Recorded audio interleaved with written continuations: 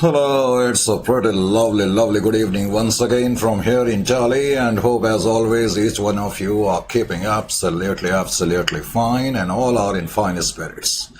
तो बेटा स्टार्ट करेंगे आज के इस पर्टिकुलर सेशन में इंडेस 27। आपको याद होगा जब मैंने कंसोलिडेशन का चैप्टर करा था या बिजनेस कॉम्बिनेशन इंडेस 103 का चैप्टर करा था, उन चैप्टर्स की इनिशियल स्टेजेस में भी हमने इंडेस 27 से रिलेटेड कुछ बातचीत करी थी।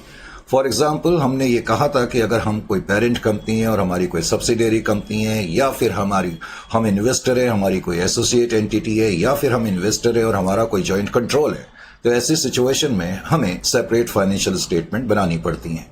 और आपको मालूम है कि जो सेपरेट फाइनेंशियल स्टेटमेंट होती है वो इंड एस 27 से कवर होती हैं। तो इंड एस 27 के अंतर्गत हम ये देखने की कोशिश करेंगे कि सेपरेट फाइनेंशियल स्टेटमेंट कैसे बनाई जाती हैं। मोस्टली जब ये स्टैंडर्ड बच्चों को कराया जाता है तो ये कह दिया जाता है कि इसमें से कोई क्वेश्चन नहीं आता, इसमें से कोई केस स्टडी करने की जरूरत नहीं है, छोटा सा स्टैंडर्ड है, एक पैराग्राफ का स्टैंडर्ड है। एनीवे, लेकिन हमने इसको बिल्कुल प्रोफेशनल अंदाज में जैसे हम नॉर्मली हर स्टैंडर्ड को करते हैं, और एटलीस्ट आप इस बात को एग्री करेंगे कि we are doing the largest number of case studies. I hope you are going to agree to at least this particular point. तो हमारी कोशिश होगी कि इस छोटे से इंडेस को भी जितना इन डेप्थ तरीके से करने की जरूरत है उसी तरीके से करा जाए। तो थोड़ा सा आपको मेरे साथ लिखना भी पड़ेगा। अब जो किसी चीज को गहराई से करना पड़ता है, हालांकि नोट्स वगैरह तो हैं आपके पास, बुक्स जिन लोगों ने खरीदी हैं उसमें भी इंडेस दिया हुआ है, लेकिन फिर भी मेरी एडवाइस आपको ये होगी कि आप मेरे साथ साथ लिखना शुरू कर दें। तो इंडेस 27 मैंने कहा, इसकी चर्चा अब हम स्टार्ट कर रहे हैं। इंडेस 27, फटाफट आप पेन पेंसिल रजिस्टर वगैरह निकाल लें और थोड़ा सा मेरे साथ लिखना शुरू करें। इंडेस 27 के अंदर सबसे पहले तो हमने क्या लिखा कि सेपरेट फाइनेंशियल स्टेटमेंट। अब मुझे बताने की जरूरत नहीं है, शॉर्ट फॉर्म में मैंने SFS लिखा। तो सेपरेट फाइनेंशियल स्टेटमेंट का जहां तक सवाल है, separate financial statement are those, और I should write in this manner, separate financial statements are presented by. तो सेपरेट फाइनेंशियल स्टेटमेंट जो है वो प्रेजेंट करी जाती हैं, जैसा कि अभी कुछ लम्हा पहले मैंने कहा। किनके द्वारा प्रेजेंट करी जाती हैं?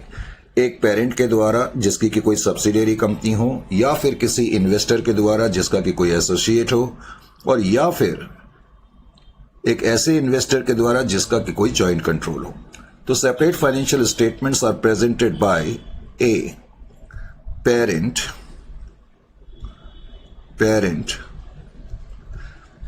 भी इन्वेस्टर ही होता है, parent having subsidiary, parent having control over subsidiary. तो अगर हमारी कोई सब्सिडियरी एंटिटी है तो उस केस में मुझे कंसोलिडेटेड फाइनेंशियल स्टेटमेंट के अलावा अपनी सेपरेट फाइनेंशियल स्टेटमेंट बनानी पड़ेंगी, करेक्ट। उसके अलावा जैसा कि अभी कुछ लम्हा पहले मैंने ये भी कहा कि अगर कोई इन्वेस्टर है और उसका कोई एसोसिएट है, an investor having significant influence, ये शॉर्ट फॉर्म में मैंने SI लिखा। SI का मतलब सिग्निफिकेंट इन्फ्लुएंस है ओवर एन एसोसिएट या ओवर एन इन्वेस्टी, क्योंकि अगर किसी इन्वेस्टी के ऊपर मेरा सिग्निफिकेंट इन्फ्लुएंस है तो इसका मतलब वो जो इन्वेस्टी है वो मेरी एसोसिएट है, इजंट इट और नॉट। और इसी तरह से तीसरे पॉइंट पे मैंने लिखाया, अगर हम इन्वेस्टर है और हमारा कोई जॉइंट कंट्रोल है किसी जॉइंट अरेंजमेंट में, तो उस केस में भी मुझे सेपरेट फाइनेंशियल स्टेटमेंट बनानी पड़ती है। An investor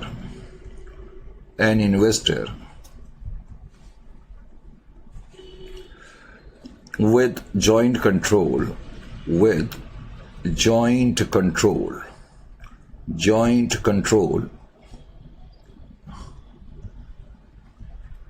over an investee।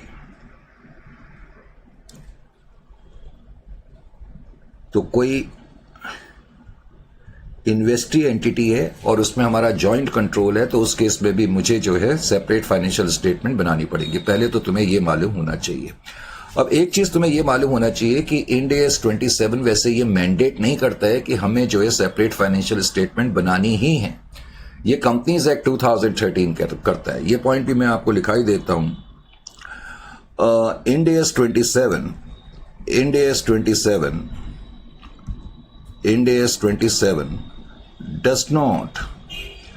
does not mandate. Ind AS 27 does not mandate. तो Ind AS 27 mandate नहीं करता है। Mandate an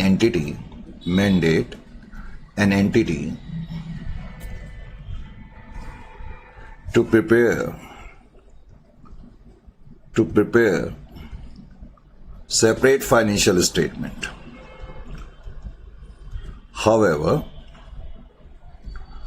जैसा कि मैंने कहा कंपनीज एक्ट ये करता है। However, the Companies Act 2013 requires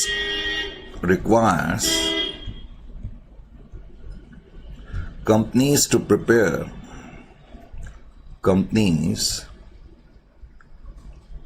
prepare separate financial statements.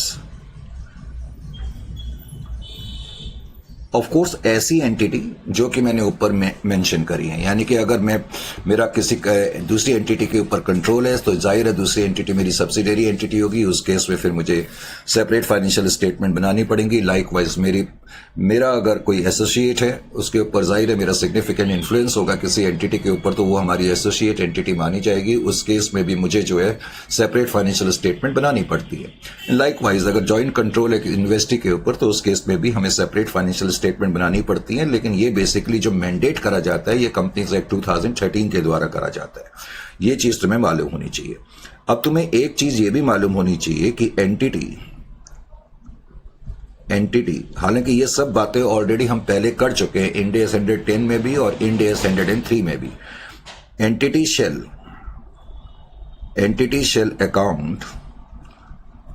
Shell account for investments. अब जो हम इन्वेस्टमेंट्स करते हैं अपनी सब्सिडियरी में या एसोसिएट में, entity shall account for investments in subsidiaries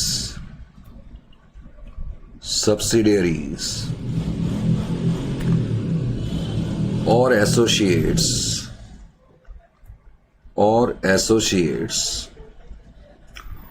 or jointly controlled entities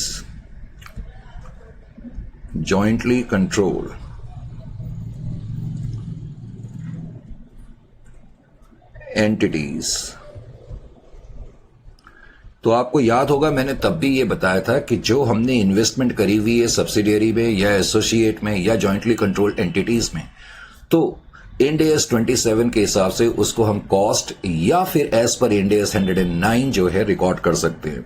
jointly controlled entities either sentence है entity shall account for investment. तो जो हमने इन्वेस्टमेंट करी है उसको हम जो अकाउंट कर सकते हैं आइदर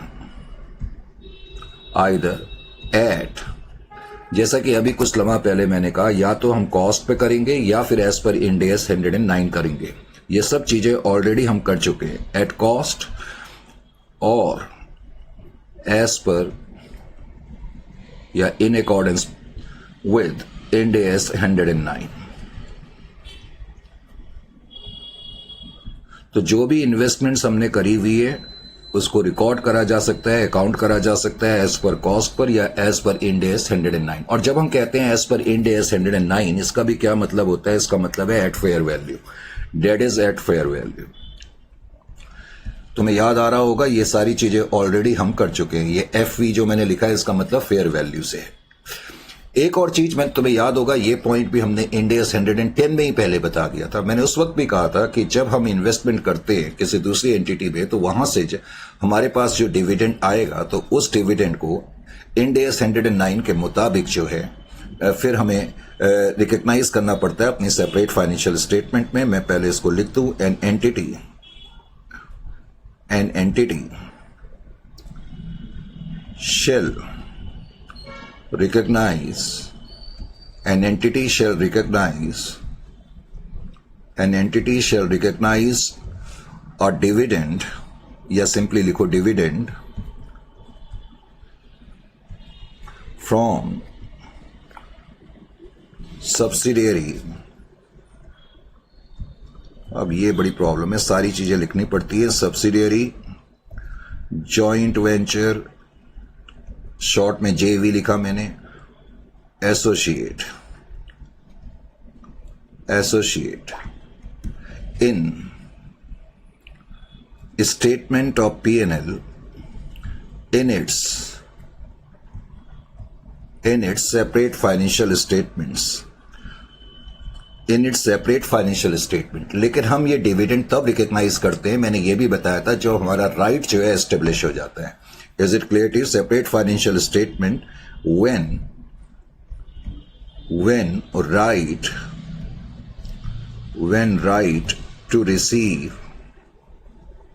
when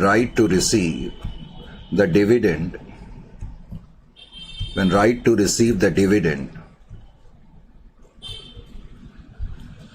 is established। हालांकि ये सारे पॉइंट अभी तक हमने जितने भी लिखा है already we have covered them under Ind AS 110 में भी और इंड AS 103 में भी हमने कवर करने की कोशिश करी थी। करेक्ट। अब मैंने कहा बहुत से अब कहना तो नहीं चाहिए, लेकिन बहुत से लोग ये कह देते हैं कि इसमें से कोई केस स्टडी बनती नहीं है, इसलिए बस ये सब थोड़ा सा एक पैराग्राफ आपको लिखा दिया जाता है और कह दिया जाता है ये इंड AS इतना काफी है। लेकिन हम कुछ केस स्टडी भी करेंगे। अब जैसे कि मैंने एक केस स्टडी लिखी आपके लिए, आपको ये केस स्टडी लिखनी पड़ेगी। केस स्टडी अगर आप ठीक तरीके से समझना चाहते हैं तो, अदरवाइज नहीं तो कोई प्रॉब्लम नहीं है। मान लेते हैं कि T0 ये नाम है कंपनी का। T0 does not have any subsidiary, इसकी कोई सब्सिडियरी नहीं है, कोई एसोसिएट नहीं है। Does not have any subsidiary और एसोसिएट और एन एसोसिएट। करेक्ट। आगे कहता है कि दे प्रिपेयर्ड, लेट अस से दे प्रिपेयर्ड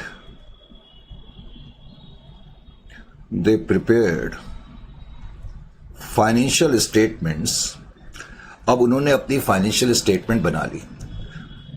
अब T0 नाम की कोई कंपनी है, उसकी कोई सब्सिडियरी भी नहीं है, कोई एसोसिएट भी नहीं है। अब आपको मालूम है कि हर ऑर्गेनाइजेशन अपनी पोजीशन का इजहार करता है, उसके लिए फाइनेंशियल स्टेटमेंट्स बनाता है। तो इन्होंने भी फाइनेंशियल स्टेटमेंट बना ली, मैंने शॉर्ट में लिखाया। करेक्ट। अब मेरा क्वेश्चन ये है, कैन दीज फाइनेंशियल स्टेटमेंट्स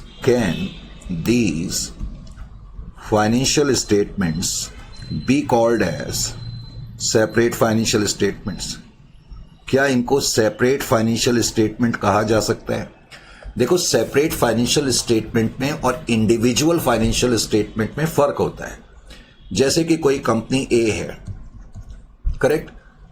अब जब ये अपनी फाइनेंशियल स्टेटमेंट्स तैयार करेगी तो ये financial statement individual financial statement मानी जाएंगी अगर इस कंपनी की कोई भी सब्सिडियरी नहीं है या इस कंपनी का कोई एसोसिएट नहीं है या जॉइंटली कंट्रोल्ड या जॉइंट वेंचर नहीं है।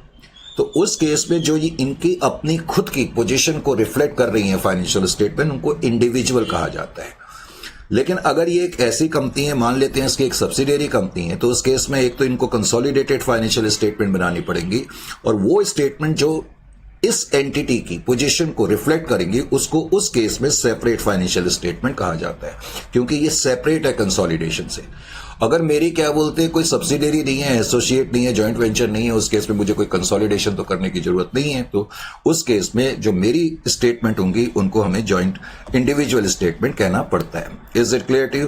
तो इस केस में जाहिर है कि मुझे बताने की जरूरत नहीं है, मैं पूरा नहीं लिखा रहा। चलो मैं एक बार पूरा लिखा करके तुम्हें इसका फुल फ्लेज रिस्पॉन्स भी बता देता हूं ताकि तुम्हें एग्जामिनेशन में प्रॉब्लम ना हो। रिस्पॉन्स, अब सपोज एग्जामिनेशन में तुम इसका रिस्पॉन्स लिखोगे तो कैसे लिखोगे? तो पहले तो तुम्हें यह बताना पड़ेगा कि एज पर Ind AS 27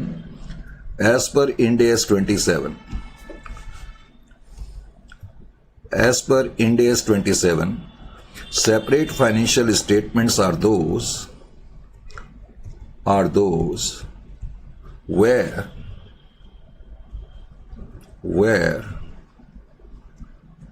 entity has investments, अगर entity की investments हैं, has investments in subsidiaries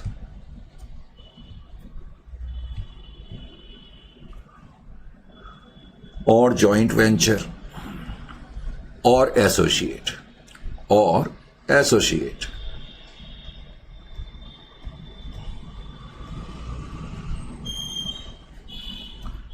और अगर किसी एंटिटी की कोई सब्सिडियरी होती है, जॉइंट वेंचर होता है या एसोसिएट होती है, तो उस केस में हम जो इन्वेस्टमेंट को अकाउंट करते हैं, अभी थोड़ी देर पहले मैंने बोला, and accounted for as per Ind AS 109, या तो हम Ind AS 109 के हिसाब से करते हैं फेयर वैल्यू और एट कॉस्ट, या फिर कॉस्ट पर करते हैं। तो पहले तुम्हें यह बताना पड़ेगा। अब जैसे कि इस केस में तो एंटिटी की कोई जॉइंट वेंचर है ही नहीं, since T0 does not, T0 नाम है कंपनी का, सिंस T0 डज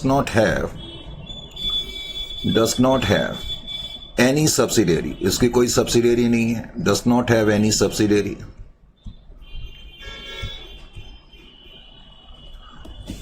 और एसोसिएट। प्रॉब्लम यह है कि इस पर्टिकुलर स्टैंडर्ड में ये तीनों चीजें लिखनी पड़ती हैं, और एसोसिएट और joint venture, comma, these financial statements, these का मतलब जो T0 ने प्रिपेयर करी, these financial statements can not be treated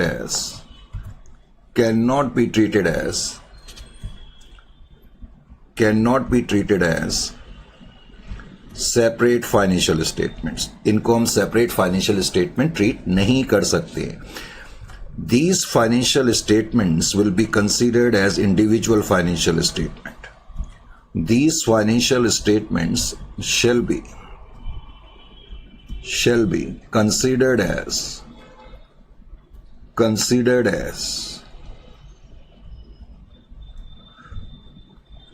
क्या कहना चाहता हूं मैं, considered as individual financial statements.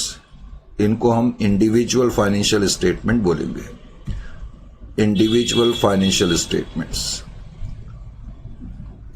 समझ में आ गया? तो ये पॉइंट तुम्हें मालूम होना चाहिए।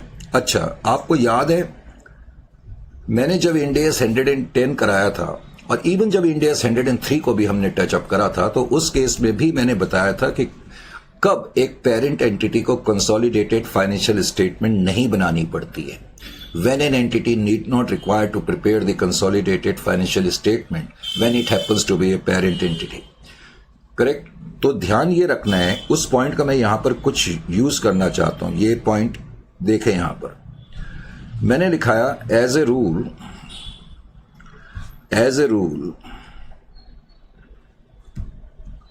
an entity should prepare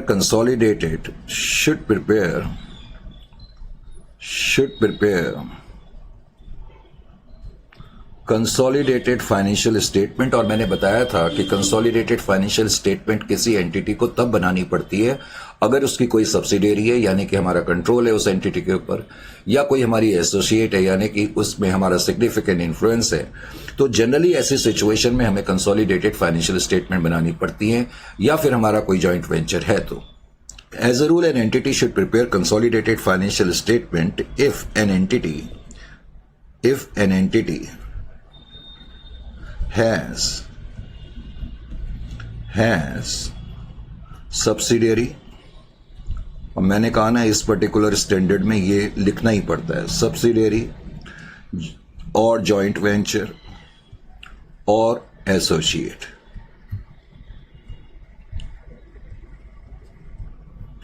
correct?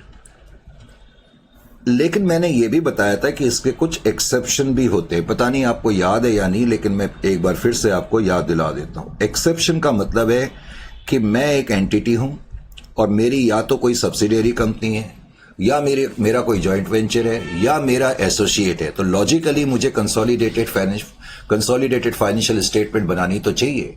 लेकिन ऐसा कब होता है कि बावजूद इसके कि मेरी कोई सब्सिडियरी है, जॉइंट वेंचर है, एसोसिएट है, और मुझे कंसोलिडेटेड फाइनेंशियल स्टेटमेंट नहीं बनानी पड़ रही है। एक्सेप्शन का मतलब ही अपवाद है। अब इस पॉइंट को समझाने के लिए मैंने क्या करा, पहले आप यहां पर ध्यान दें। मैंने मान लेते हैं कि P1 लिमिटेड नाम की कोई कंपनी है, और ये जो P1 लिमिटेड नाम की कंपनी है, हम मान लेते हैं कि इसके 70% स्टेक्स हैं। P1 लिमिटेड ने 70% स्टेक्स खरीदे हुए हैं P2 लिमिटेड के, करेक्ट। P2 लिमिटेड नाम की कोई कंपनी है और उस कंपनी में P1 ने 70% की इन्वेस्टमेंट करी हुई, यानी कि 70% of the share capital is in the hands of P1 limited. तो जाहिर है कि P1 लिमिटेड वैसे तो पेरेंट है, और इस केस में अभी तक जो मैंने लिखाया P2 लिमिटेड नाम की कंपनी वो सब्सिडियरी है, लेकिन मैंने आगे कुछ और लिखा है। अब मैंने ये भी बताया कि जो P2 लिमिटेड नाम की कंपनी है उसने 80% शेयर्स खरीदे हुए हैं S लिमिटेड के।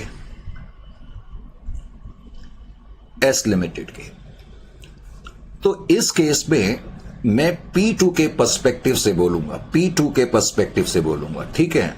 तो P2 लिमिटेड देखा जाए तो P1 की सब्सिडियरी है, लेकिन एट द सेम टाइम जो P2 लिमिटेड है वो S लिमिटेड की पेरेंट एंटिटी भी है, क्योंकि P2 का S के ऊपर कंट्रोल है, ये भी कहा जा सकता है। तो इस केस में तुमने देखा कि P2 लिमिटेड भी पेरेंट है, तो P2 लिमिटेड को लॉजिकली इसको कंसोलिडेटेड फाइनेंशियल स्टेटमेंट बनानी चाहिए और सेपरेट फाइनेंशियल स्टेटमेंट भी बनानी चाहिए। तो कब हमें कंसोलिडेटेड फाइनेंशियल स्टेटमेंट नहीं बनानी पड़ती हैं, बावजूद इसके कि हमारी कोई सब्सिडियरी है या कोई एसोसिएट है, या फॉर दैट इंस्टेंस कोई जॉइंट वेंचर है। मैं ये बताने की कोशिश कर रहा हूं। अब मान लेते हैं कि जो P2 लिमिटेड कंपनी है, करेक्ट, या तो ये होली ओन्ड सब्सिडियरी है, या तो ये होली ओन्ड और पार्शियली ओन्ड सब्सिडियरी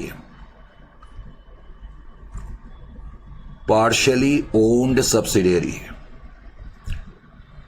यानी कि जो पेरेंट है, इस केस में जो ये पेरेंट है P2, आप देख रहे हो कि ये अपने आप में एक सब्सिडियरी कंपनी भी है P2 की। तो मैंने क्या लिखाया कि अगर पेरेंट होली ओन्ड है या पार्शियली ओन्ड सब्सिडियरी कंपनी है, एक कंडीशन तो ये होनी चाहिए कि जो पेरेंट है वो खुद भी या तो होली ओन्ड या पार्शियली ओन्ड सब्सिडियरी कंपनी होनी चाहिए, and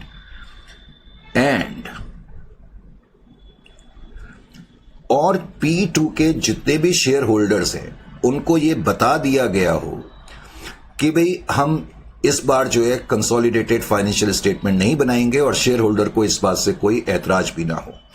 and all share holders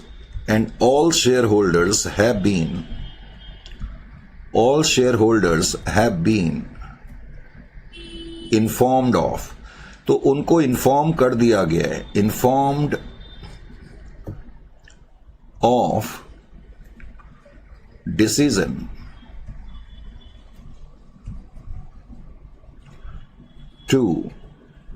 not to prepare consolidated financial statement,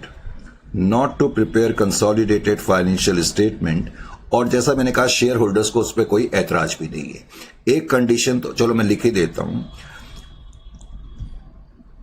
and shareholders do not have any objection. Shareholders do not have any objections. Do not have any objection. उनको कोई objection भी नहीं है।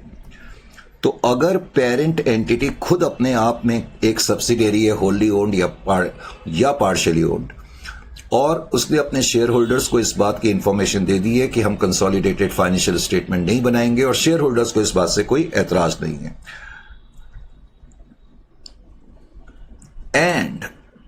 और ये जो कंपनी है इस केस में P2, इसके जो शेयर्स हैं वो पब्लिकली ट्रेडेड नहीं करे जा रहे। शेयर्स या डेट सिक्योरिटीज जो है पब्लिकली ट्रेडेड नहीं करे जा रहे।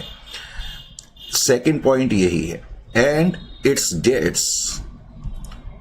डेट्स और इक्विटी इंस्ट्रूमेंट्स। अब मैंने शॉर्ट में लिखा है EI, शॉर्ट फॉर्म का मुझे यूज करना पड़ रहा है, इतना सारा लिखना पड़ता है। तो इट्स डेट्स और equity instruments are not traded. बहुत से बच्चों को यही नहीं मीनिंग पता लगता, आर नॉट ट्रेडेड पब्लिकली। इसका क्या मतलब होता है? Are not traded publicly. तो इसका भी क्या मतलब है?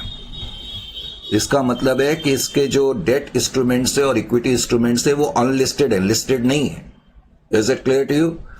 तो एक ये पॉइंट है। एंड तो P2 लिमिटेड को कंसोलिडेटेड फाइनेंशियल स्टेटमेंट तब नहीं बनानी पड़ेगी अगर वो खुद अपने आप में एक सब्सिडियरी कंपनी है, उसने अपने शेयर होल्डर्स को अपना निर्णय जो है वो बता दिया है कि हम इस बार कंसोलिडेटेड फाइनेंशियल स्टेटमेंट नहीं बनाएंगे। शेयर होल्डर्स को उस पर कोई ऐतराज नहीं है, किसी ने कोई प्रोटेस्ट नहीं करा, और उसके जो डेट और इक्विटी इंस्ट्रूमेंट्स है वो अनलिस्टेड है या पब्लिकली ट्रेडेड नहीं करे जाते। और एक तीसरा पॉइंट है इसमें, थर्ड, P2 लिमिटेड ने did not file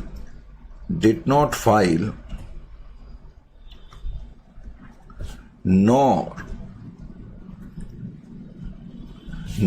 in the process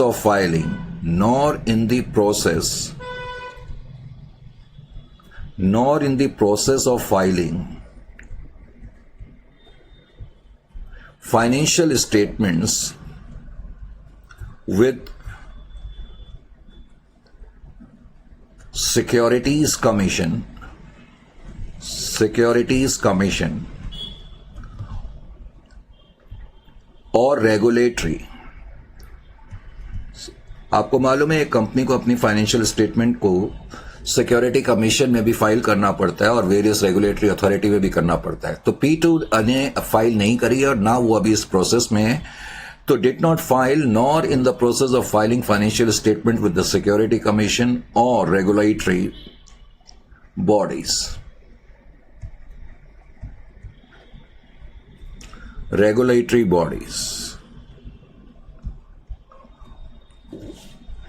and its ultimate or intermediate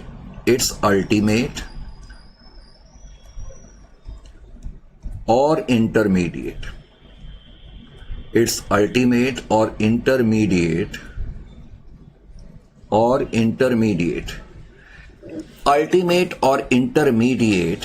मैं कहना क्या चाहता हूं, जैसे इस केस में P2 लिमिटेड नाम की जो कंपनी है उसकी इमीडिएट पेरेंट कंपनी कौन सी है? P1 लिमिटेड है। Are you getting my point और नॉट? तो एंड इट्स अल्टीमेट और इंटरमीडिएट produces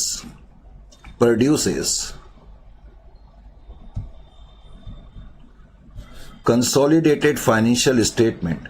तो इसकी जो अल्टीमेट और इंटरमीडिएट पेरेंट कंपनी है, तो इस केस में तो हम कहेंगे क्या बोलते हैं, इंटरमीडिएट। देखो एक तो होता है अल्टीमेट का मतलब है, अब मैं ये भी क्लियर कर देता हूं, जैसे कि इस केस में जो P2 लिमिटेड है किसकी सब्सिडियरी कंपनी है? P1 की। अब मान लो P1 भी अपने आप में कोई सब्सिडियरी कंपनी होती किसी दूसरी एंटिटी की। मान लेते हैं क्या बोलते हैं P4 लिमिटेड नाम की कंपनी ने कुछ इन्वेस्टमेंट P1 में करी है। तो इस केस में जो P4 है वो P2 की अल्टीमेट पेरेंट कंपनी मानी जाती है। Is it clear to you? तो ये भी ध्यान रखना होता है अल्टीमेट का मतलब क्या है। तो इस केस में खैर मैंने आपको ये बताया कि जो P1 लिमिटेड है उसने कुछ इन्वेस्टमेंट करी हुई है, करेक्ट, P2 लिमिटेड में। तो P2 की इमीडिएट पेरेंट कंपनी क्या मानी जाएगी इस केस में? P1 limited. तो यहां मैंने सेंटेंस लिखा है, इट्स अल्टीमेट और intermediate produces consolidated financial statements that are publicly available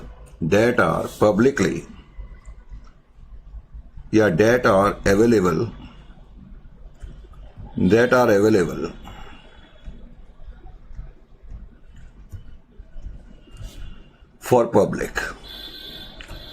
तो वो पब्लिक के लिए अवेलेबल है और and comply with Ind AS, और वो इंड एस को कंप्लाई कर रही है, कंप्लाई विद इंड एस। तो ऐसी सिचुएशन में हमें कंसोलिडेटेड फाइनेंशियल स्टेटमेंट नहीं बनानी पड़ती हैं, तो ये एक्सेप्शन है। कई बार ये क्वेश्चन पूछा गया है। तो एक तो ऐसी एंटिटी, यानी कि सिंपल वर्ड्स में मेरा यहां पर पॉइंट क्या है कि कब हमें कंसोलिडेटेड फाइनेंशियल स्टेटमेंट नहीं बनानी है, कब कंसोलिडेटेड फाइनेंशियल स्टेटमेंट नहीं बनानी है। एक तो पोजीशन ये है कि जब कोई एंटिटी है और वो होली ओन्ड है या पार्शियली ओन्ड सब्सिडियरी कंपनी है और बाकी कंडीशंस जो मैंने लिखाई उनको वो पूरा करती है, तब नहीं बनानी पड़ेगी। और दूसरी सिचुएशन है, इसको मैं ऐसे कर देता हूं, ए और बी, और या फिर एंटिटी जो है वो इन्वेस्टमेंट एंटिटी है, एन इन्वेस्टमेंट एंटिटी। आपको याद होगा इंड AS 110 में हमने इन्वेस्टमेंट एंटिटी पे पूरा एक टॉपिक ही अलग से करा है। तो जिसको इन्वेस्टमेंट एंटिटी के बारे में जानना है, पढ़ना है, वो इंड AS 110 को एक बार फिर से, और स्पेशली जो लास्ट के 3-4 सेशंस हैं उसमें हमने इसको डिस्कस करा हुआ है। Is it clear to you? तो इन्वेस्टमेंट एंटिटी को भी एक्सेप्शन है कंसोलिडेटेड फाइनेंशियल स्टेटमेंट बनाने में। तो ये चीजें आपको किसी कारण से मालूम होनी चाहिए। अब यहां पर मैंने एक केस स्टडी लिखाई, और जैसा कि आपको मालूम ही है कि केस स्टडी हमें करनी पड़ती है, बिना केस स्टडी के काम नहीं होता है, चाहे छोटा स्टैंडर्ड हो चाहे बड़ा स्टैंडर्ड हो। केस स्टडी, अब केस स्टडी 3, अब केस स्टडी 3 में मैंने क्या लिखा है, मैंने ये लिखाया, मान लेते हैं कि रिलायंस लिमिटेड नाम की कोई कंपनी है, रिलायंस म्यूचुअल फंड, मैंने कहा Reliance Mutual fund, Reliance Mutual fund has, मान लेते हैं कि इसकी 10 एसोसिएट है, हैज 10 एसोसिएट्स। कितनी एसोसिएट है? 10 एसोसिएट है, has 10 associates, correct. The entity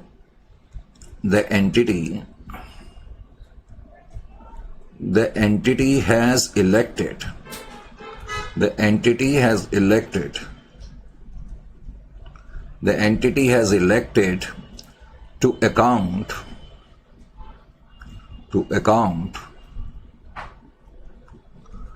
investments। तो इन्होंने जो इन्वेस्टमेंट्स करी हुई है अपने एसोसिएट में, तो एंटिटी ने डिसाइड करा कि हम अपनी उन इन्वेस्टमेंट्स को अकाउंट करेंगे एज पर या eight fair value through profit and loss account. Eight fair value through profit and loss account का जो कॉन्सेप्ट है, आपको मालूम है कि आप फाइनेंशियल इंस्ट्रूमेंट में पढ़ते थे एज इंड AS 109 में, correct. Investment at fair value through profit and loss account as पर इंड AS 109। तो रिलायंस म्यूचुअल फंड ने डिसाइड करा कि हम अपनी इन्वेस्टमेंट को रिकॉर्ड करेंगे या अकाउंट करेंगे एज पर इंड AS 109, इंड AS 109। अब मेरा क्वेश्चन ये है कि how should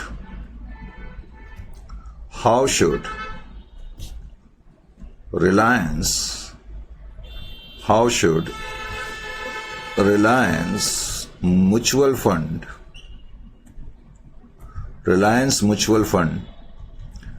account these investment in separate financial statement, these investments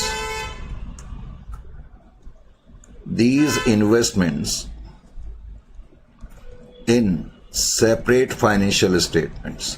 question basically ये, तो हमने जो इन्वेस्टमेंट करी हुई अपने एसोसिएट में, ऑब्वियसली हमने उसको अपनी कंसोलिडेशन करते वक्त जो है वो अकाउंट करा है in accordance with Ind AS 109, क्योंकि इंड AS 27 हमें ये चॉइस देता है कि जो हमारी इन्वेस्टमेंट्स हैं उनको हम कॉस्ट पर भी रिकॉर्ड कर सकते हैं और एज पर इंड AS 109 भी कर सकते हैं।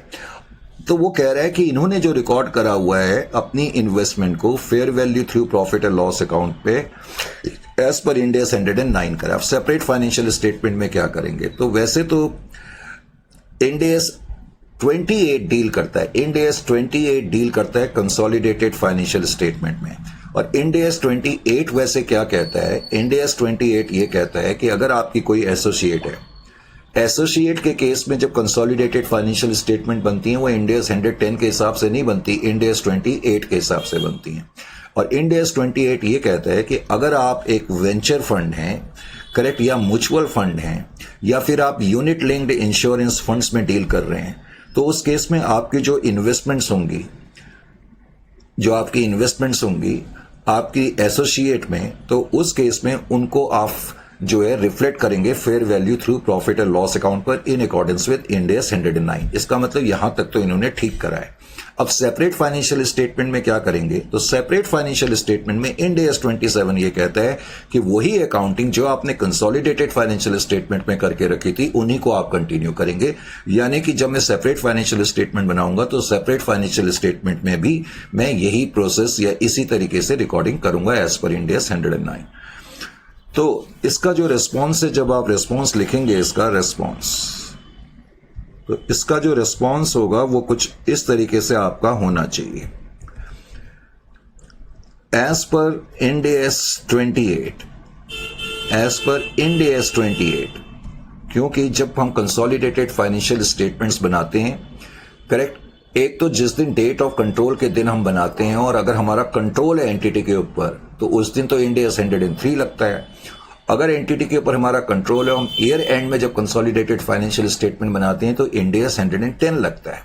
लेकिन अगर मेरी कोई एसोसिएट एंटिटी है, उस केस में मुझे कंसोलिडेटेड फाइनेंशियल स्टेटमेंट बनानी होंगी, लेकिन एज पर इंड AS 28 बनानी होती हैं। तो एज पर Ind AS 28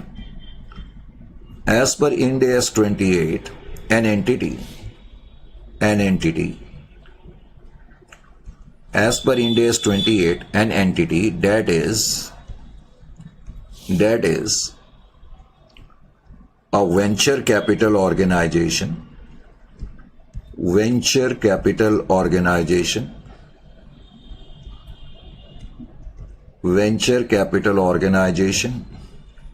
or mutual fund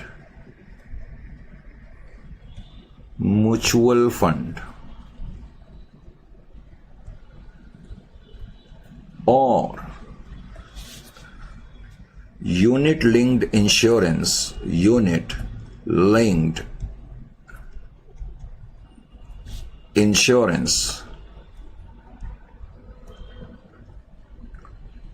funds।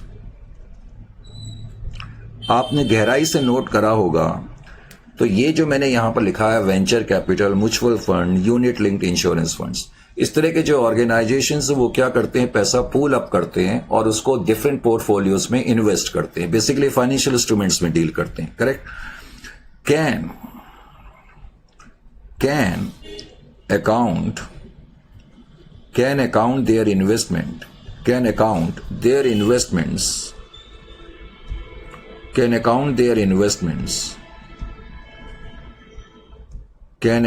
their investments in associate or joint venture at fair value through profit and loss account, in accordance with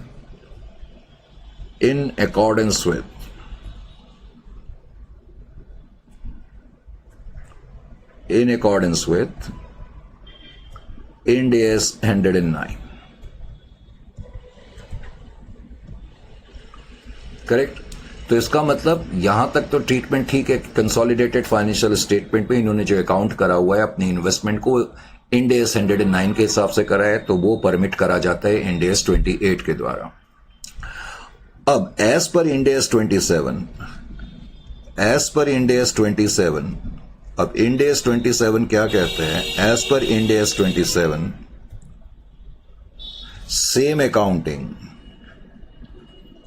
यानी कि अपनी सेपरेट फाइनेंशियल स्टेटमेंट में भी वो अपनी इन्वेस्टमेंट को in accordance with Ind AS 109 reflect करेंगे।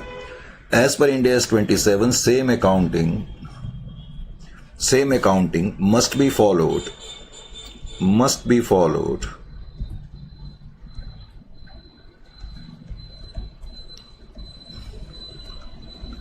in SFS also। तो सेपरेट फाइनेंशियल स्टेटमेंट में भी हम अपनी इन्वेस्टमेंट को fair value through profit and loss account पर दिखाएंगे। Is it clear to you? Fair value through profit and loss account का मतलब है कि हमारी इन्वेस्टमेंट की वैल्यू में अगर कोई भी चेंज आएगा तो उसको हम प्रॉफिट एंड लॉस अकाउंट में ट्रांसफर करेंगे। और FVT OCI का मतलब होता है फेयर वैल्यू में अगर कोई भी चेंज आएगा तो उसको हम OCI में ले जाएंगे। करेक्ट? ये चीजें वैसे हम फाइनेंशियल इंस्ट्रूमेंट में कवर करेंगे। केस स्टडी 4 को भी चलो देख लो। एक और मैंने कहा ना, चाहे छोटा स्टैंडर्ड है, हमने इसमें भी केस स्टडीज कवर करी हैं। तुम्हें कहीं पर भी केस स्टडीज इस पर्टिकुलर लेक्चर में बहुत कम देखने को मिलेंगे। याद रखें, अभी हाल ही में एक क्वेश्चन भी आया था एग्जामिनेशन में इंड AS 27 से। अब जिन्होंने केस स्टडी नहीं करी होती तो फिर प्रॉब्लम हो जाती है। N investment entity an investment entity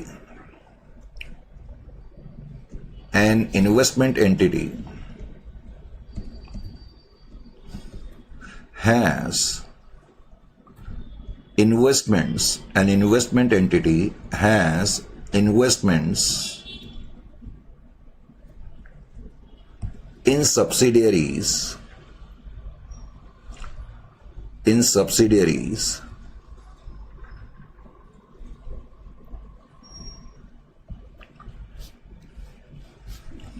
and during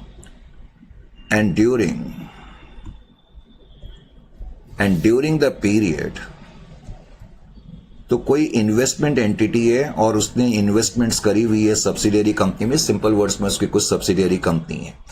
वो कह रहा है during the period the intention, हालांकि ये पॉइंट भी हमने इंड AS 110 में कवर करा हुआ है, क्योंकि उसमें भी हमने इन्वेस्टमेंट एंटिटीज के बारे में बहुत चर्चा करी है और change in status of investment entities के बारे में भी हमने बल्कि दो क्वेश्चंस भी उसमें करे थे। Correct? During the period the intention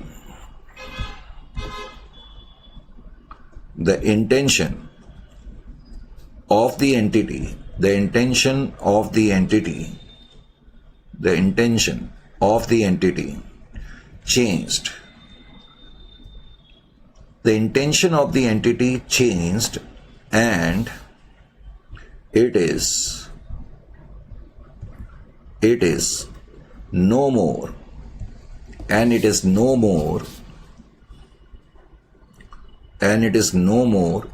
investment entity. तो ये इन्वेस्टमेंट एंटिटी थी, लेकिन अब इसका पर्पस, इंटेंशन का मतलब पर्पस से हो गया या ऑब्जेक्टिव से हो गया। अब ये इन्वेस्टमेंट एंटिटी नहीं है। No more an investment entity.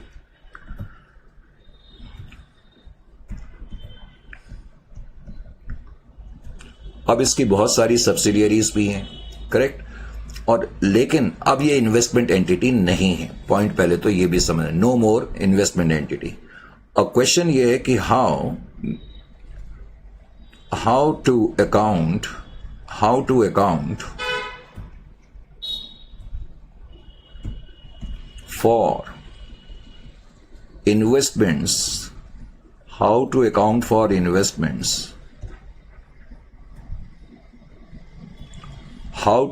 for investments, in subsidiaries now। तो अब सब्सिडियरी कंपनी में हम अपनी इन्वेस्टमेंट को कैसे रिफ्लेक्ट करेंगे?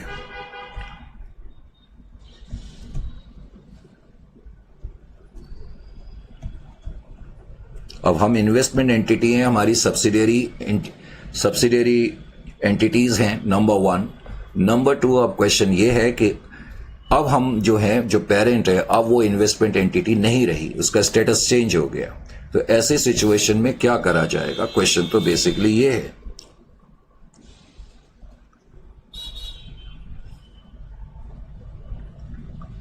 Response, entity shell. हालांकि मैंने कहा ये पॉइंट तुम्हें खुद ही आना चाहिए, क्योंकि इंड AS 110 में हमने इसी तरीके के बहुत क्वेश्चन करे। एंटिटी शेल अकाउंट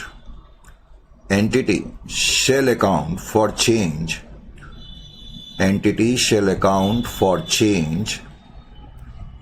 पहले तो चेंज कब लाया जाएगा? Entity shall account for change from date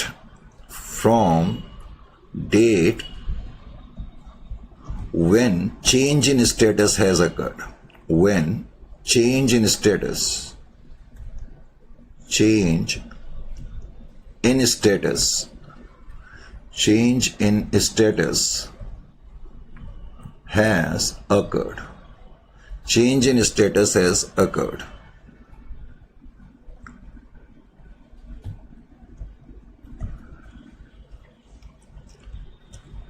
अब अगला पॉइंट ये है कि अब जो हमने इन्वेस्टमेंट करी हुई है सब्सिडियरी कंपनी में, अब हम उन इन्वेस्टमेंट को कैसे रिकॉर्ड करेंगे. It should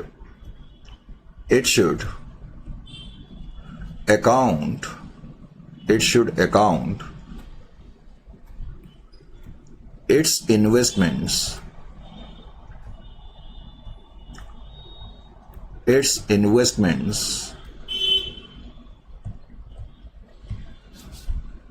its investments in subsidiaries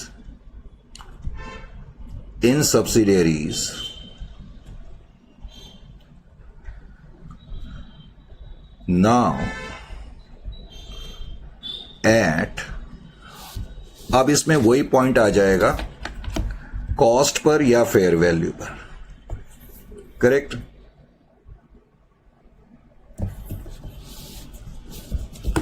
at cost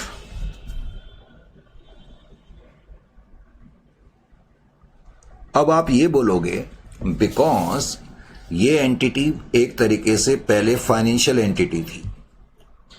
भाई इन्वेस्टमेंट एंटिटी थी, फाइनेंशियल इंस्ट्रूमेंट्स में डील कर रही थी, और फाइनेंशियल जो एंटिटीज होती हैं वो अपनी इन्वेस्टमेंट को सब्सिडियरी कंपनी में एज पर इंड AS 109 रिफ्लेक्ट कर रही थी. इसका मतलब पहले तो ये जो इनकी इन्वेस्टमेंट थी उनको ये इंड AS 109 के हिसाब से रिफ्लेक्ट कर रही थी. इसका मतलब है फेयर वैल्यू पर रिफ्लेक्ट कर रही थी.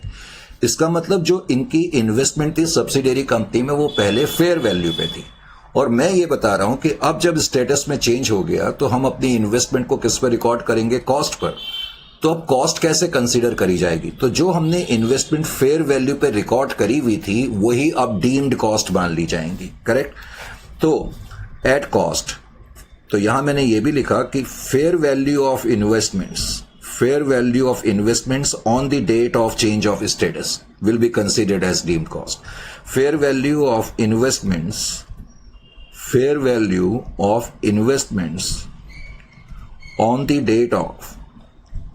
date of change, तो जिस दिन चेंज इन स्टेटस हुआ on the date of change, तो उस दिन जो भी फेयर वैल्यू थी इन्वेस्टमेंट की उसी को डीम्ड कॉस्ट मान ली, उसी को कॉस्ट मान लिया जाएगा. कॉस्ट मान लिया जाएगा का मतलब ही होता है डीम्ड का मतलब ही होता है कंसीडर्ड एज, मान लिया जाएगा. तो fair value of investment on the date of change shall be considered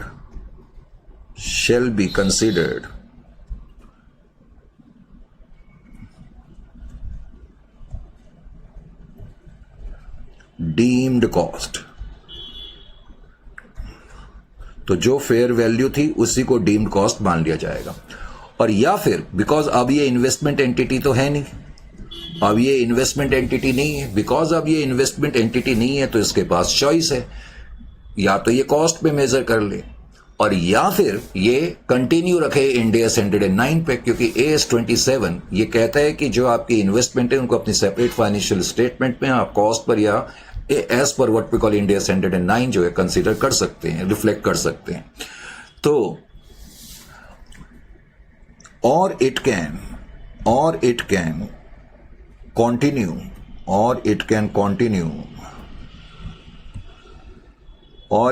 continue to account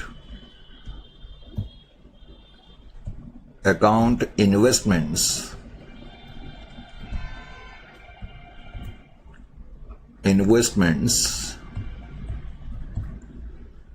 as financial assets. Financial assets का मतलब जितने भी फाइनेंशियल एसेट्स होते हैं वो फेयर वैल्यू पे रिकॉर्ड करे जाते हैं, financial assets in accordance with Ind AS 109.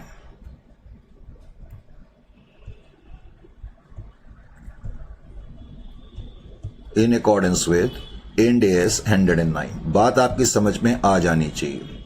यानी कि पहले जो हमने इन्वेस्टमेंट करी हुई थी वो तो इंड एस 109 के हिसाब से रिकॉर्ड करी हुई थी, क्योंकि हम तब जो थे इन्वेस्टमेंट एंटिटी थे, हम फाइनेंशियल इंस्ट्रूमेंट में डील कर रहे थे, तो हमारी जो इन्वेस्टमेंट थी उसको हम as per end AS 109 major कर रहे होंगे या अकाउंट कर रहे होंगे। लेकिन अब स्टेटस में चेंज आ गया, तो अब हम इन्वेस्टमेंट एंटिटी नहीं है, और अगर हम इन्वेस्टमेंट एंटिटी नहीं है तो अब हमारे पास चॉइस है कि हम कॉस्ट पर भी रिफ्लेक्ट कर सकते हैं, या we can continue to actually measure them at in accordance with Ind AS 109। तो ये पॉइंट तुम्हें समझ में आना चाहिए। अब इसी पॉइंट के अंदर मैंने कहा, हालांकि ये पॉइंट्स हम ऑलरेडी कवर कर चुके हैं, लेकिन होता क्या है कि बहुत से बच्चे इंड एस 27 में सिर्फ थ्योरी पढ़ के चले जाते हैं।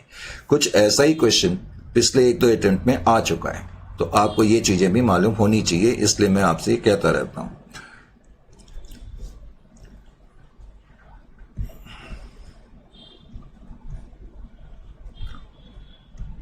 Case study 5। केस स्टडी 5 में मैंने क्या लिखाया? मैंने लिखाया suppose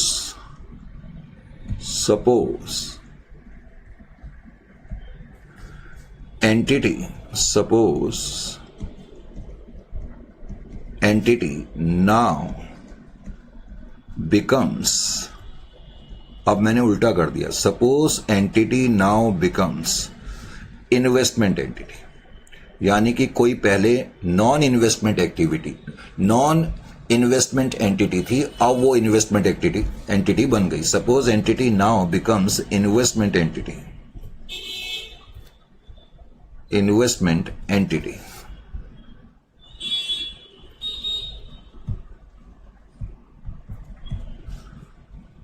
how it would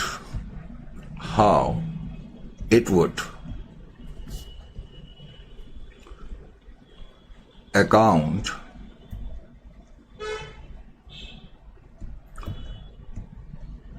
its investments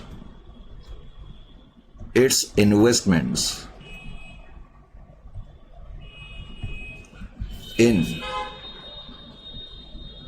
subsidiary।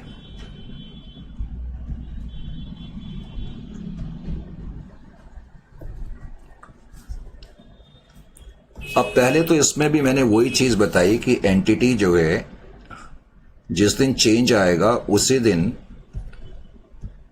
नए तरीके से अब अकाउंटिंग करेगी। नए तरीके से अकाउंटिंग का मतलब है नए तरीके से रिकॉर्डिंग करेगी। Entity shall account for changes. Entity shall account for changes. Entity shall account for changes from the date when change in status has occurred. When change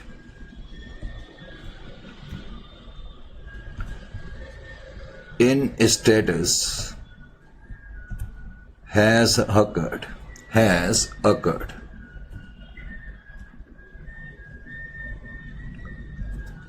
अब यहां पर पॉइंट क्या समझना है कि पहले तुम जो थे इन्वेस्टमेंट एंटिटी नहीं थे, करेक्ट। अब पहले इन्वेस्टमेंट एंटिटी नहीं थे तो आपके पास चॉइस थी कि आप कॉस्ट पर या इंड एस 109 के हिसाब से अपनी इन्वेस्टमेंट को मेजर कर रहे थे। लेकिन बिकॉज अब आप इन्वेस्टमेंट एंटिटी बन गए हैं, now because you have become investment entity, तो अब आपको क्या करना पड़ेगा? अब आप इन्वेस्टमेंट एंटिटी बन गए हैं, तो अभी मैंने बताया अब हमको इन अकॉर्डेंस विद इंड एस 109 जो है अपनी इन्वेस्टमेंट्स को अकाउंट करना पड़ेगा। तो it should account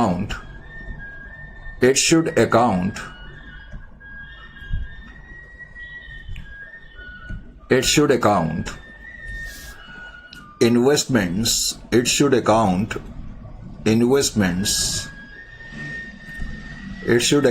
investments। Just hold on बेटे, बीच में ना थोड़ा सा कुछ प्रॉब्लम आ रही है, just wait for a while, कुछ टेक्निकल इश्यूज है। जस्ट मैं 5 मिनट के लिए break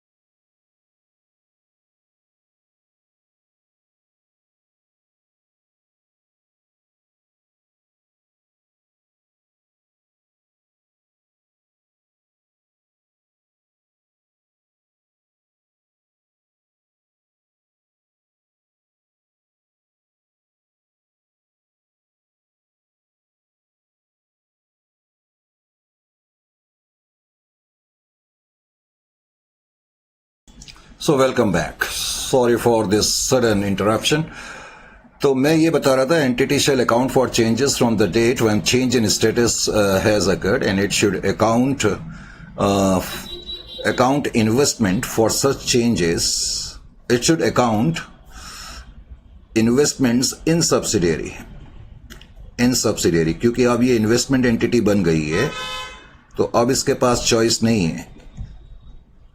in subsidiary as financial asset, अब इनको फाइनेंशियल एसेट के रूप में इनको दिखाना पड़ेगा। जब हम फाइनेंशियल एसेट की बात करते हैं तो इसका मतलब fair value through profit and loss account, और इसका भी मतलब है एज पर इंड AS 109। तो इंड AS 109 के हिसाब से अब इनको इन्वेस्टमेंट जो है फेयर वैल्यू पर दिखानी पड़ेंगी और fair value through profit and loss account पर दिखानी पड़ेंगी। अब इसका भी क्या मतलब हो गया, अब पहले तो इन्वेस्टमेंट हमने रिकॉर्ड किसी दूसरी वैल्यू पे करी होंगी। मान लेते हैं पहले हमने कॉस्ट पे रिकॉर्ड करी हुई थी, अब मैं उसको फेयर वैल्यू पे लाऊंगा तो कुछ डिफरेंस भी आ जाएगा, उस डिफरेंस को प्रॉफिट एंड लॉस अकाउंट में ले जाएंगे। The difference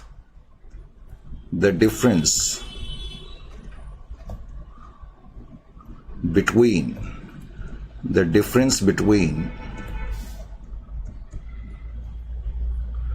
carrying amount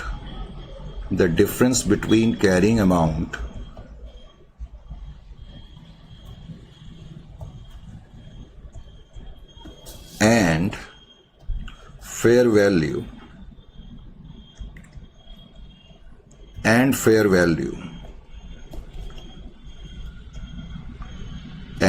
value shall be recognized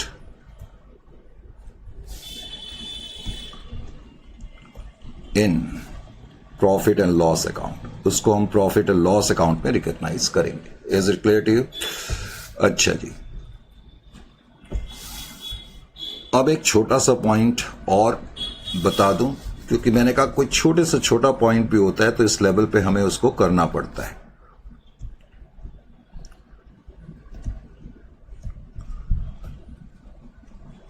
standard जरूर छोटा सा है लेकिन केस स्टडीज पे से भी बनती हैं। मान लेते हैं मैंने लिखा E1 is a 60% unlisted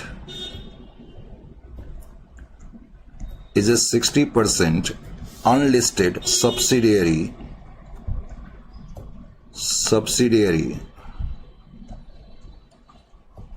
of another entity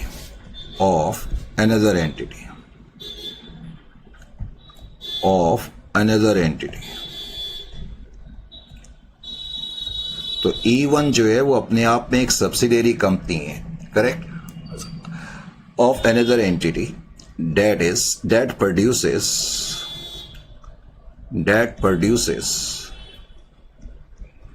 और जो पेरेंट एंटिटी है that produces cash flow consolidated cash flow निकल गया मुझसे, consolidated financial statements in accordance with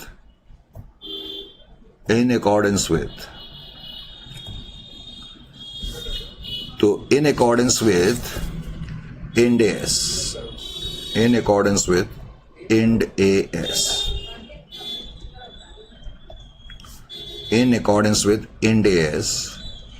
that are publicly available, तो इस क्वेश्चन का आंसर देने के लिए that are publicly available,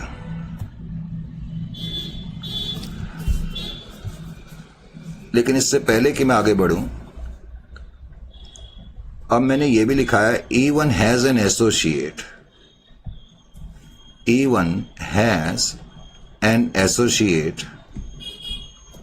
तो E1 नाम की जो कंपनी है जो कि एक सब्सिडियरी एंटिटी है, E1 जो है वो सब्सिडियरी है क्योंकि E1 के 60% शेयर जो है किसी दूसरी एंटिटी के हाथ में, तो E1 जो है वो बेसिकली सब्सिडियरी कंपनी है। अब वो कह रहा है जो E1 एंटिटी है उसके एसोसिएट है बट नो सब्सिडियरी, लेकिन इसकी कोई सब्सिडियरी नहीं है। तो E1 का कोई एसोसिएट है लेकिन इसकी कोई सब्सिडियरी नहीं है, no subsidiary.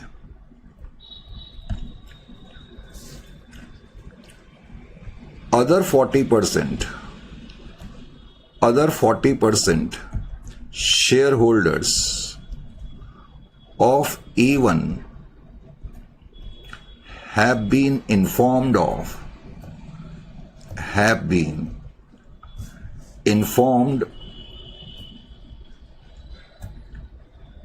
that E1 shall not produce E1। अब लॉजिकली E1 लिमिटेड नाम की जो एंटिटी है वो सब्सिडियरी एंटिटी है, लेकिन E1 की कोई एसोसिएट भी है, तो एसोसिएट भी है तो लॉजिकली हमें कंसोलिडेटेड फाइनेंशियल स्टेटमेंट बनानी चाहिए। लेकिन वो कह रहे हैं E1 ने इन्फॉर्म कर दिया अपने 40% अदर शेयर होल्डर्स को कि हम जो है कंसोलिडेटेड फाइनेंशियल स्टेटमेंट नहीं बनाएंगे। Have been inform that E1 shall not prepare या not produce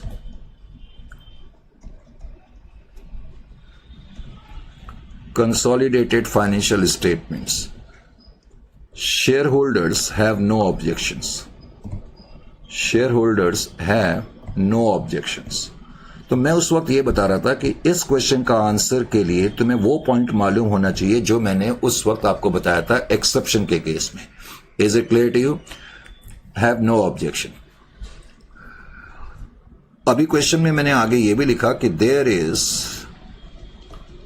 is local requirement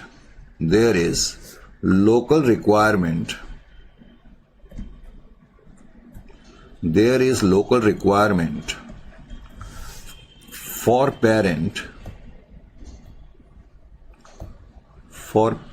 companies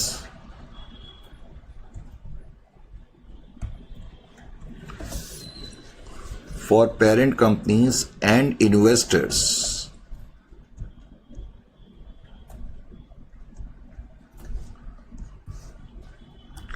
to prepare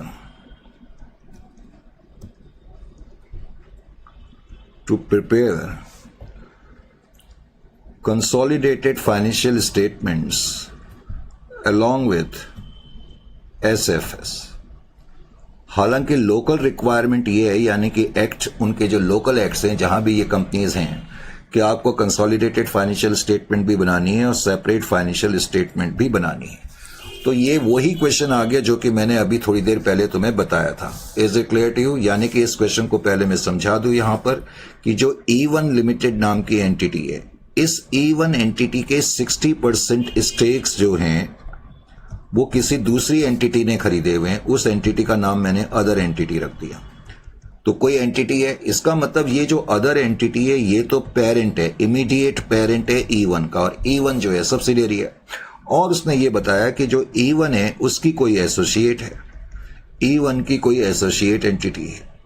तो E1 को टेक्निकली कंसोलिडेटेड फाइनेंशियल स्टेटमेंट तो बनानी चाहिए ना, बनानी चाहिए। लेकिन इस केस में वो इंटाइटल्ड है एग्जेम्पशन के लिए, क्योंकि वो सारी कंडीशन जो मैंने पहले बताई थी कि E1 एंटिटी जो है वो सब्सिडियरी है, होल्डली ओन्ड या पार्शियली ओन्ड। नंबर 1, इसने अपने 40% जो बचे हुए शेयर होल्डर्स हैं उनको इन्फॉर्म कर दिया, क्योंकि 60% तो पेरेंट के पास ही हैं, और जो बचे हुए शेयर होल्डर हैं 40% उनको इन्फॉर्म कर दिया है कि हम कंसोलिडेटेड फाइनेंशियल स्टेटमेंट नहीं बनाएंगे, और शेयर होल्डर्स को किसी बात का एतराज नहीं है।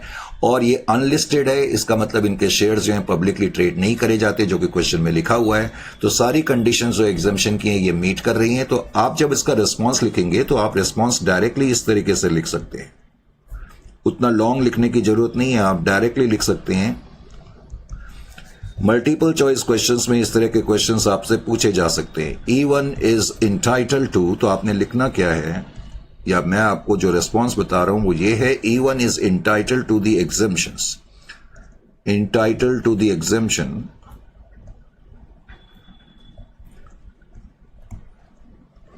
entitled to the exemptions from consolidated financial statement as E1 meets all conditions of exemptions, बस इतना ही आपको, वो सारी एग्जेम्पशन मेंशन करने की जरूरत नहीं है, ऑल कंडीशंस ऑफ एग्जेम्पशंस। लेकिन इनको अपनी सेपरेट फाइनेंशियल स्टेटमेंट बनानी पड़ेंगे। कंसोलिडेशन की इनको एग्जेम्पशन मिल जाएगी, लेकिन सेपरेट फाइनेंशियल स्टेटमेंट इनको बनानी पड़ेंगी। However E1 must prepare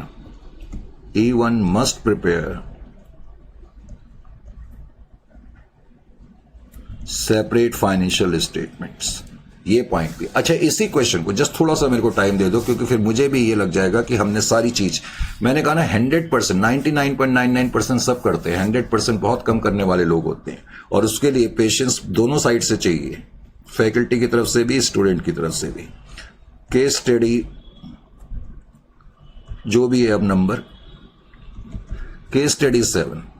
suppose मैंने इसी क्वेश्चन में ये लिख दिया, suppose if in the previous question, if in the previous case study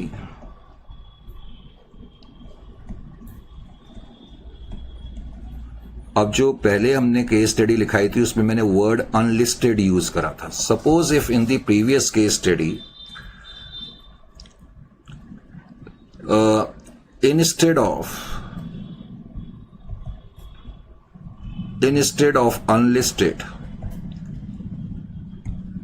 instead of unlisted word listed would have been mentioned, word listed would have been mentioned, तो तब आपका answer क्या होता? would have been mentioned।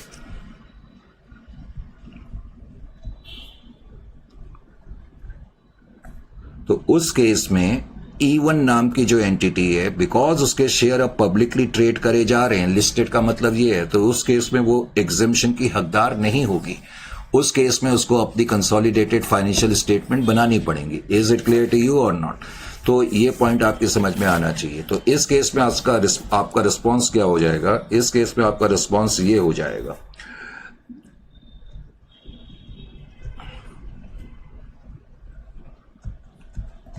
कि E1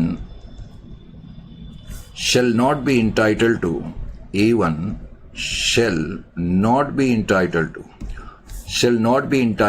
exemption, not be entitled to exemption। तो अब इनको exemption का किसी तरह का राइट नहीं होगा। क्यों नहीं होगा? as shares are listed, यानी कि इस केस में इनको कंसोलिडेटेड फाइनेंशियल स्टेटमेंट बनानी पड़ेंगी और सेपरेट फाइनेंशियल स्टेटमेंट तो बनानी ही पड़ती है। Is it clear to you और नॉट? समझ में आ गया? अगर आप मुझे इजाजत दे दो, थोड़ा सा और पेशेंस रख लो, तो मैं बिल्कुल आपको आखिरी लम्हा तक, जिसको बोलते हैं इंग्लिश में टू द हिल्ट, आखिरी सीमा तक ये स्टैंडर्ड करा दूं। इसमें मैंने लिखाया कि E1 is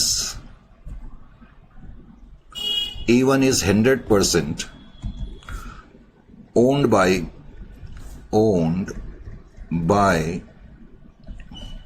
क्या लिखूं? P1। करेक्ट? E1 को P1 ने 100% ओन करा हुआ है। P1 is a listed company। अब P1 जो है वो लिस्टेड कंपनी है। आगे मैंने ये भी लिखा है कि P1 also prepares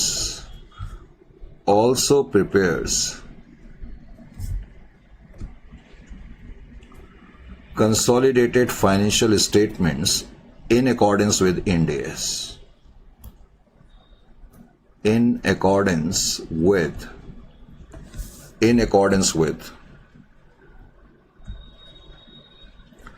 Ind AS। तो E1 लिमिटेड नाम की जो कंपनी है वो होली ओन्ड सब्सिडियरी है P1 की। अभी तक की जो इंफॉर्मेशन है। और जो E1 की इमीडिएट पेरेंट कंपनी है, क्वेश्चन में दिया हुआ है कि वो कंसोलिडेटेड फाइनेंशियल स्टेटमेंट बनाती है और इंड एएस के हिसाब से बनाती है। आगे मैंने ये भी लिखा है E1 जो कि सब्सिडियरी कंपनी है। अब मैंने ये लिखा है कि E1 हैज वन सब्सिडियरी, और E1 जो कि अभी तक सब्सिडियरी कंपनी थी उसकी भी कोई subsidiary company. E1 has one subsidiary and one associate, one subsidiary and one associate।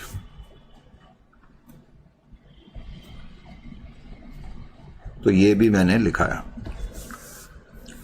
और ये जस्ट लिखाने के लिए मैंने लिखा दिया कि there is legal requirement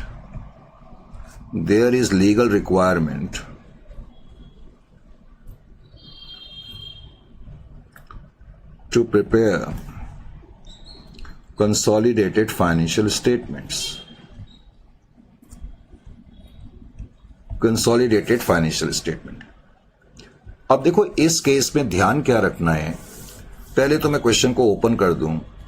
question ये है कि जो E1 लिमिटेड नाम की कंपनी है, ये E1 के 100% जो शेयर्स हैं वो P1 के हाथ में है। तो इसका मतलब E1 जो है वो सब्सिडियरी कंपनी है। और अब उसने ये बताया कि जो E1 लिमिटेड नाम की कंपनी है उसकी कोई सब्सिडियरी भी है और उसकी कोई एसोसिएट भी है। और उसने ये बताया कि जो P1 लिमिटेड नाम की कंपनी है वो कंसोलिडेटेड फाइनेंशियल स्टेटमेंट एज पर इंड एएस के हिसाब से बनाती है। और मेन चीज उसने इस क्वेश्चन में ये भी बताई है कि P1 जो है वो लिस्टेड कंपनी है। P1 जो है वो लिस्टेड कंपनी है। देखो P1 लिस्टेड कंपनी है, यहां सब्सिडियरी की बात नहीं चल रही, यहां P1 की। पिछले जो 2 क्वेश्चन हमने करे थे जिसमें हमने लिस्टेड अनलिस्टेड की बात करी थी, वो हमने सब्सिडियरी की बात करी थी। इस केस में पेरेंट के शेयर लिस्टेड है। Are you getting my point और नॉट? तो इसका मतलब जो E1 लिमिटेड नाम की कंपनी है, बिकॉज उसके बारे में कुछ नहीं लिखा हुआ, तो हम ये मान के चलेंगे कि उसके शेयर लिस्टेड नहीं है। तो इस केस में E1 को एग्जम्पशन मिल जाएगी। तो आंसर तुम्हारा ये होगा कि E1 in this case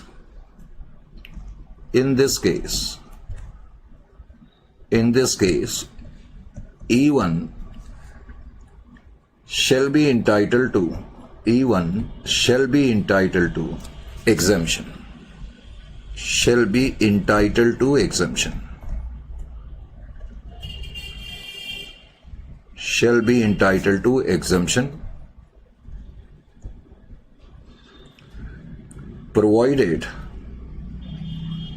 provided it satisfies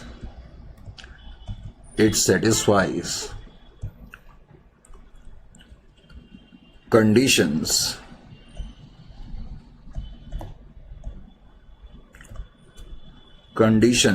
of para 4, अगर लिख सकते हो तो ऑफ पैरा 4, जितनी भी वो कंडीशंस मैंने लिखाई थी कि हमने इन्फॉर्म कर दिया अपने शेयर होल्डर को। पहले तो हम होल्डली ओन्ड या पार्शियली ओन्ड सब्सिडियरी कंपनी होनी चाहिए। हमने डिसाइड करा कि हम कंसोलिडेटेड फाइनेंशियल स्टेटमेंट नहीं बनाएंगे। हमने शेयर होल्डर्स को बता दिया, शेयर होल्डर्स को कोई ऑब्जेक्शंस नहीं है, और हमारे खुद के शेयर कहीं भी पब्लिकली ट्रेडेड नहीं है, और हमारी इमीडिएट पेरेंट कंपनी जो है वो कंसोलिडेटेड फाइनेंशियल स्टेटमेंट बना रही है, रिलीज भी कर रही है। तो वो सारी कंडीशन पैरा 4 में है। Para 4 of Ind AS 110। Ind AS 110। लेकिन मैंने कहा सेपरेट फाइनेंशियल स्टेटमेंट E1 को बनानी पड़ेगी। हाउएवर, ये लिखी दो, however E1 will have to prepare separate financial statement। भले ही इनको exemption मिली है consolidated financial statement बनाने की, E1 will have to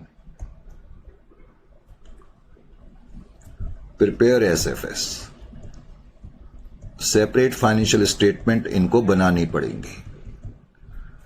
Is it clear to you? समझ में आ गया? चलो जी, क्या थोड़ा सा और पेशेंस दिखा सकते हैं? सर बिल्कुल दिखा सकते हैं। अब आप इतनी मेहनत कर रहे हो, वेरी गुड। ये अगर आपका एटीट्यूड है तो फिर तो कोई प्रॉब्लम ही नहीं है। Case study 9। अब आपने देखा है छोटा सा स्टैंडर्ड है, इसमें भी अभी तक हम 9 केस स्टडी कर चुके हैं, टोटल 10 करेंगे। अब आप समझ गए होंगे मैं कहना क्या चाह रहा हूं। अब इस केस स्टडी में मैंने क्या लिखा कि T1 जो है वो पेरेंट है, is a parent. T1 is a parent, correct, and prepares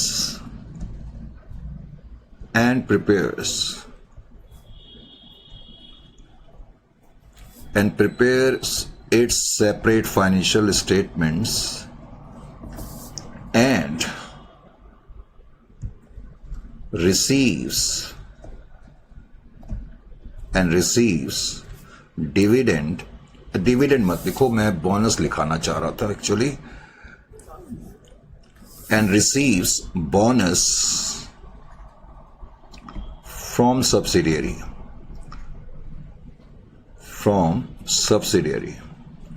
तो सब्सिडियरी कंपनी से जो है वो हमें बोनस मिल गया।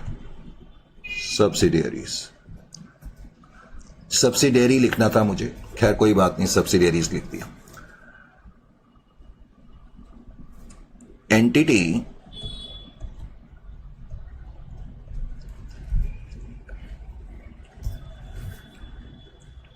entity shall recognize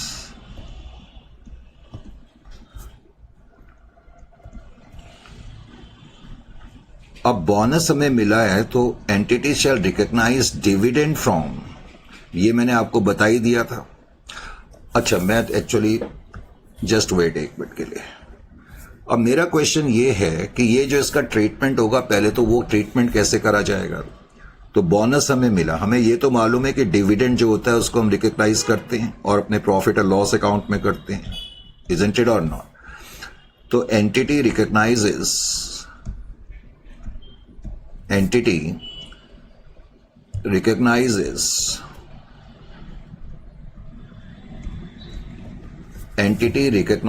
dividend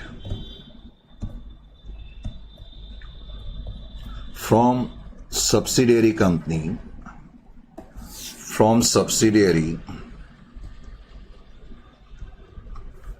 और एसोसिएट, हालांकि इस क्वेश्चन में सब्सिडियरी दिया हुआ है लेकिन मैंने वैसे ही बता दिया, एसोसिएट और joint venture, if right to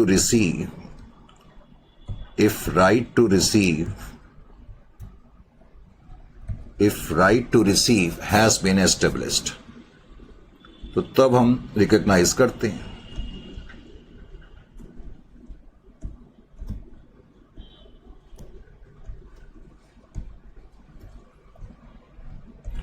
correct. However, अब गिवन केस में क्या है कि हमें बोनस मिला है। हाउएवर, इन द गिवन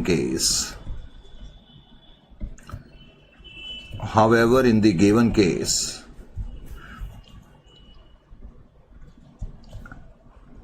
अब कई बच्चों को लगता होगा थोड़ा स्लो है तो आप थोड़ा सा फास्ट स्पीड पे देख लेना। Correct. However, in the given case parent has received,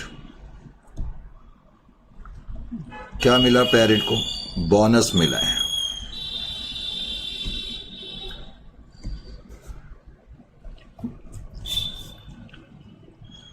It is not a receipt, जिसको हम टेक्निकल लैंग्वेज में कहते हैं of distribution. It is not a receipt of distribution.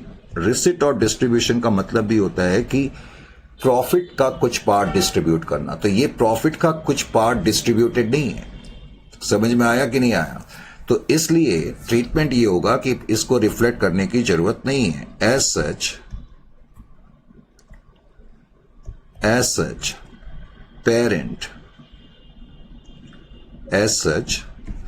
parent need not require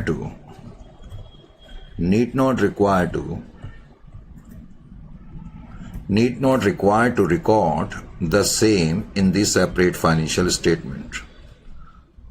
record the same का मतलब है record the bonus, same in the statement of P&L, correct. तो हमें स्टेटमेंट ऑफ P&L में इसको रिफ्लेक्ट करने की जरूरत नहीं है। एक लास्ट 2 लाइनें और हैं, अगर आप थोड़ा सा पेशेंस दिखाएं तो मैं उस पॉइंट को भी क्लियर कर दूं। इसको हम बोलते हैं रीऑर्गेनाइजेशन। रीऑर्गेनाइजेशन, मैंने कहा ना लोग इंड AS 27 केवल 3 मिनट में फिनिश कर देते हैं। अब प्रॉब्लम यही हो गई है आजकल। एनीवे, और आपको भी इस तरह के ही पसंद आता है, 3-3 मिनट के आपको लेक्चर मिल जाएं, वो उसमें आप खुश हैं, भले कैरियर दांव पे लग जाए। Reorganisation of structure, reorganisation of structure of parent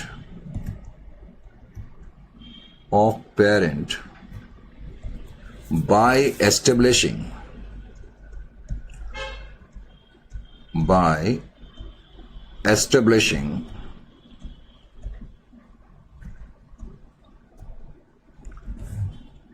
a new entity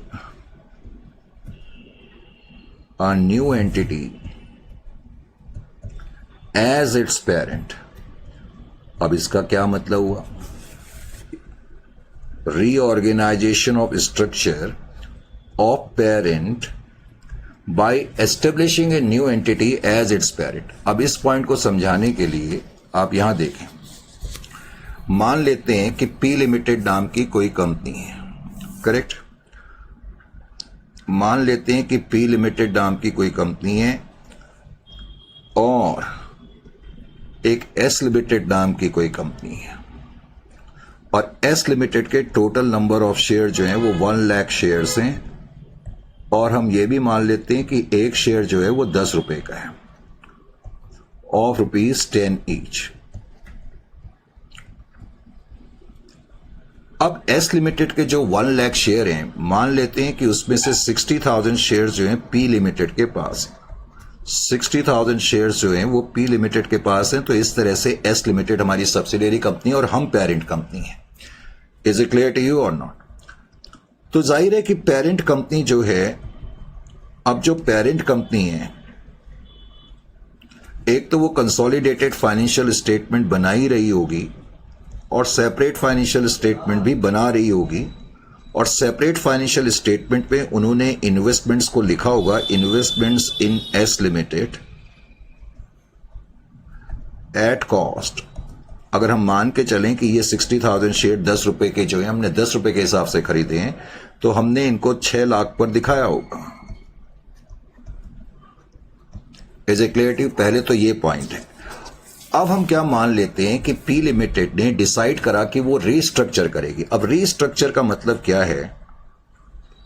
restructure, अब रीस्ट्रक्चर का मतलब क्या है, पहले तो ये समझें।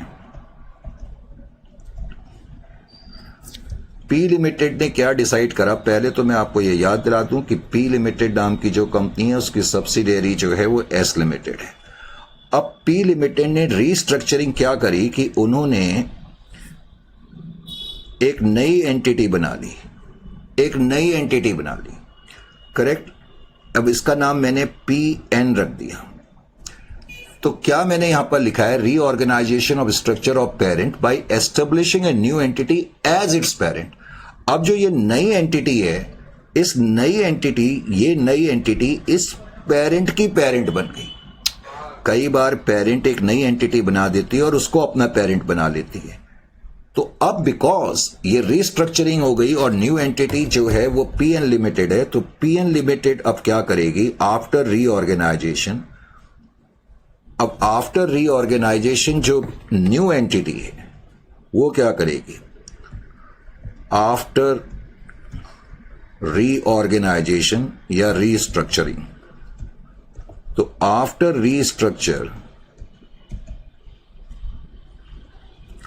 अब जो PN लिमिटेड है वो तो पेरेंट हो गई और S लिमिटेड इसके सब्सिडियरी हो गई, इजंट इट और नॉट? तो सेपरेट फाइनेंशियल स्टेटमेंट में इन्वेस्टमेंट जो हैं, इन्वेस्टमेंट इन S लिमिटेड, इन्वेस्टमेंट इन एस लिमिटेड जो कि ₹6 लाख की थी, investment in S limited ₹6 lakh at carrying amount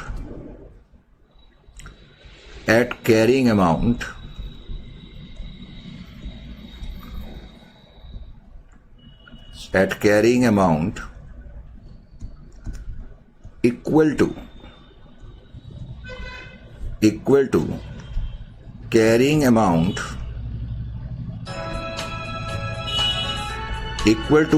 amount of investment in separate financial statement of old parent. Simple words में बताना क्या चाहता हूं, अब जो न्यू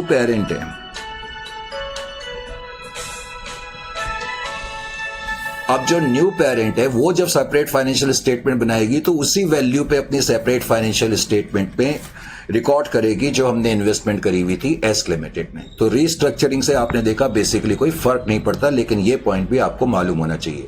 तो भले ही ये छोटा स्टैंडर्ड था, लेकिन इसमें भी हमने 10 केस स्टडी करी। बात 10 केस स्टडीज की नहीं है, बात यह है कि हर पॉइंट को कवर करने की स्टैंडर्ड की है। तो हालांकि नोट्स में हमने भी दिया हुआ है, हमने भी उसमें 2 पेज उसमें मेरे ख्याल से लिखे हुए हैं, तो आप उसको सप्लीमेंट करें इन नोट्स के साथ। कोई ये ना बोले कि इन नोट्स को सर जो आपने हैंड रिटन लिखे हैं क्या आप शेयर कर सकते हैं, इट इज नॉट पॉसिबल। ये पैनल्ड शीट्स होती हैं, एक्चुअली पैनल्ड शीट को शेयर करना पॉसिबल नहीं हो पाता है।